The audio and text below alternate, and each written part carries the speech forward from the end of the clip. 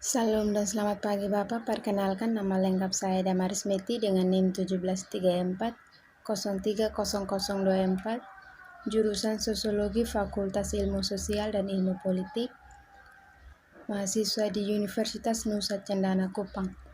Di sini saya akan membahas beberapa poin penting dari mata kuliah pilihan Sosiologi Konflik yang diasuh oleh Bapak Lazarus Jahamad SOSMA. Dan kami disuruh membuat video dari hasil buku review kami buku yang berjudul Bentuk Hibrida Perdamaian dari Badan Sehari-hari hingga Pasca Liberalisme yang dikarya oleh Oliver Rickmond dan Audra Mitchell. Bagian yang pertama, pendahuluan menuju perdamaian pasca liberal, menjelajahi hibriditas melalui bentuk sehari-hari dari resistensi badan dan otonomi. Perdamaian bukanlah konsep universal yang dapat diubah secara identik antara konteks konflik yang berbeda, melainkan bentuk perdamaian yang unik muncul ketika strategi, institusi, dan norma internasional, intervensi pembangunan perdamaian liberal demokratis bertabrakan dengan kehidupan sehari-hari para aktor lokal yang terkenal dampak konflik. Di situs masing-masing intervensi perdamaian internasional, bentuk antarmuka di mana setiap kegiatan sehari kebutuhan, minat, dan pengalaman kelompok lokal dan tujuan norma dan praktik pembuatan atau pelaksanaan kebijakan internasional tumpang tindih.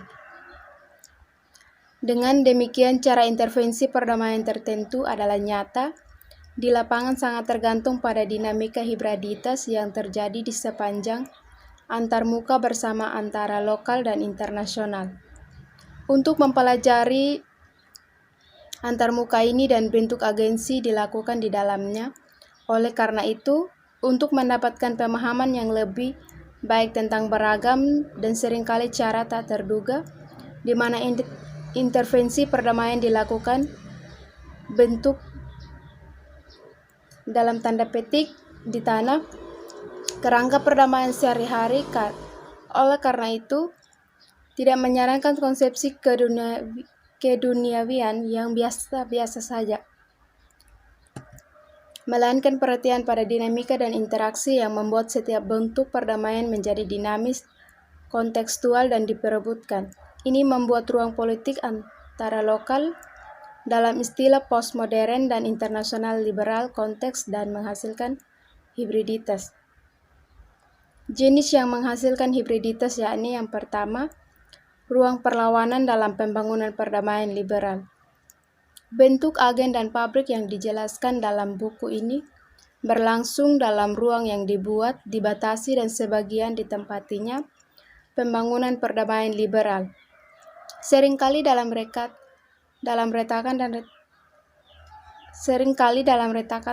yang ditimbulkan oleh strategi dalam menjelajahi ruang-ruang ini. Buku ini dibangun di atas yang lain, yaitu transisi damai liberal, dengan mengkaji secara lebih rinci bentuk hibrida perdamaian yang disoroti di sana dan beragam praktik yang bagus. 2. Pembangunan perdamaian dan pembangunan negara bagian. The Liberal Perdamaian Transisi Proyek memberikan contoh utama tentang bagaimana istilah pembangunan negara dan pembangunan perdamaian telah dihilangkan dalam pembuatan kebijakan dan dalam praktik. Untuk sebagian besar, mantan keluar menimbang yang terakhir dalam hal prioritas dan cara yang melaluinya operasi peace building dilaksanakan.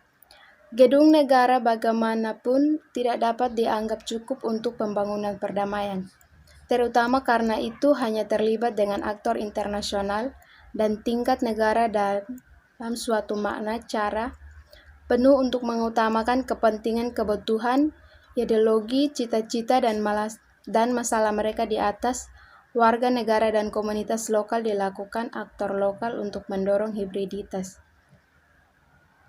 Yang ketiga, terputus dari kehidupan sehari-hari dan keterasingan perdamaian. Kedua pendekatan arus utama untuk pembangunan perdamaian dapat mengarah pada aliansi perdamaian, pemutusan norma-norma pembangunan perdamaian, pro lembaga dan lembaga dari kehidupan sehari-hari mereka yang berada dalam konflik. Sebagai akibat keterasingan, kedamaian bisa menjadi kuat dan seringkali disiplin atau koersif, logika atau liberal, neoliberal, otoriter atau koersif, atau ekstraktif. Kelompok-kelompok yang berkonflik yang tidak dapat mengontrol, menulis, atau bahkan melawan dengan cara tanpa kekerasan, dan dengan demikian mereka lebih cenderung bereaksi dengan bentuk perlawanan yang kejam. Yang keempat, hibridisasi dan elemen pembangunan perdamaian liberal. Buku ini berfokus pada elemen dasar intervensi perdamaian liberasional dan praktik lokal yang digunakan untuk konteks, bentuk, dan hibridasi mereka. Menggambar pada transisi damai liberal, kami terlibat dengan 5 jurusan elemen intervensi perdamaian liberal. Yang pertama, keamanan. Yang kedua, demokrasi untuk parlemen atau elektorat serta partisipasi. Yang ketiga, supremasi hukum termasuk konstitusi, hak, dan penegak hukum. Keempat, kembangkan yang pertama pasar dan masyarakat sipil. Kelima, administrasi dan teknik pemerintahan. Bab-bab dalam buku ini mengeksplorasikan dan mendokumentasikan sebutkan berbagai tanggapan dan bentuk lembaga yang digunakan untuk hibridasi elemen-elemen ini, banyak di antara lolosnya dari kategori sederhana. Yang kelima, the everyday MC, perspektif pasca kolonial dan sosiologis. Salah satu aspek terpenting ruang lokal dari perspektif dari buku ini adalah bahwa mereka mendorong berbagai macam kehidupan sehari-hari praktik. Aktivitas yang tampaknya biasa seringkali berulang-ulang yang menopang kehidupan dan struktur sosial manusia. Dengan demikian, kami telah mengembangkan kerangka kerja untuk mendekati kehidupan sehari-hari, sendiri merupakan gabungan yang terbentuk dari pendekatan 2 editor utama dan kontributor dirancang untuk menangani konteks pembangunan perdamaian. Bagian yang kedua, agensi dan aktivitas sehari-hari menurut Alison Miss Watson. Seperti yang dijelaskan pada pendahuluan volume ini, istilah lokal adalah situs berbagai bentuk lembaga, kekuasaan, dan perlawanan, banyak di antaranya tepat diperebutkan. Ini sebagian karena kelonggaran istilah, tetapi ini juga merupakan hasil dari pendekatan terbatas yang dilakukan untuk masalah ini, baik dalam wacana hubungan internasional yang lebih luas dan dalam negara perdamaian liberal pendayung. Itu hasilnya adalah pendekatan yang tepat, sempit, dan berakar pada gagasan itu. Badan manusia paling baik dimanfaatkan dan diisi dengan kelembagaan kerangka kerja yang dikemukakan liberalisme.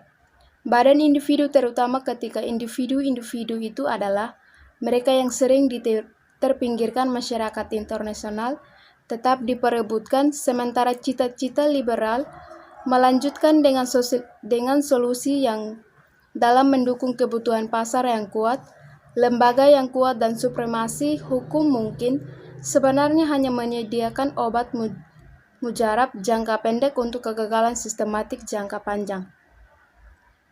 Dalam beberapa tahun terakhir telah terjadi peningkatan jumlah pekerjaan yang dilakukan yang berusaha untuk mengatasi kekurangan dari pendekatan ini, dan khususnya ular-ular ini tidak mampu memberikan stabilitas jangka panjang dalam pasca konflik lingkungan dan kemampuannya untuk mengabaikan faktor-faktor tersebut.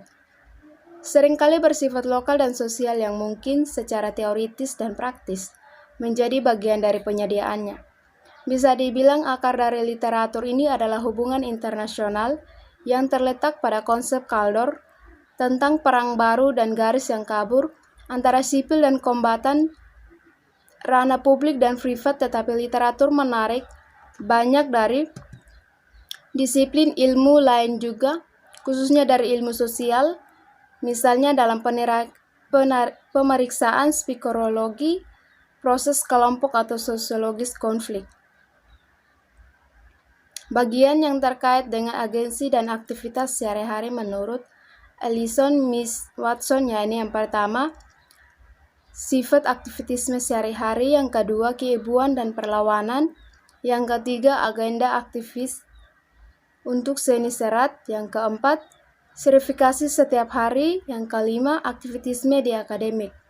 Diskusi tentang bentuk perlawanan sehari-hari mungkin membawa kita untuk mempertimbangkan kita memiliki posisi sendiri sebagai akademis, visi dan misi sebagai sikap aktivis. Memang, mengingat pentingnya teori kritis dalam HI yang pada gilirannya akan menyarankan lebih banyak giliran radikal, akan menarik untuk memeriksa bagaimana kita sendiri terhadap tindakan aktivitisme sehari-hari kita dalam lokal akademis. Seperti kasus di sejumlah sosial lainnya, misalnya geografi, apapun perubahan status faktor akademis tampaknya mengambil dua jurusan bentuk seperti yang telah dicatat Fulford dan Keating di satu sisi, qualification baik itu dari tulisan akademis dan materi yang diajarkan siswa yang pada gilirannya akan maju ke dunia dan membuat perubahan, dan di sisi lain melalui keterlibatan dengan pembuatan kebijakan. Demikian hasil pemaparan materi dari saya. Sekian dan terima kasih.